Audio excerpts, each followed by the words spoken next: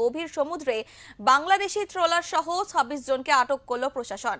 সোমবার সকালেই তাদেরকে ফ্রেজারগঞ্জে আনা হয়। আজ বিকালের মধ্যেই এই ট্রলারে পৌঁছাবে উপকূলীয় থানা এলাকায়। দুদিনের মধ্যে দুটি মৎস্যজীবী ট্রলার আটক করা চাঞ্চল্য ছড়িয়েছে উপকূল এলাকায়। আজকেই তাদের কাকদ্বীপ আদালতে পেশ করা হবে বলে প্রশাসন সূত্রে জানা যাচ্ছে।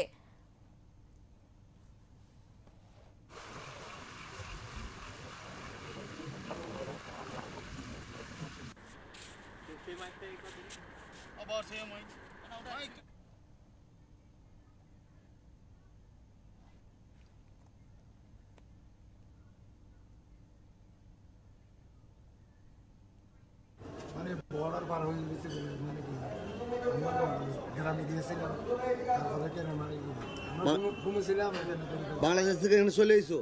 বাংলা মানে এদিকে বড় একটা জাহাজ ছিল, এখান থেকে ওই জাহাজের মানে কি পাশে পশ্চিম পাশে মানে কি আমরা গ্রামে দিয়েছিল।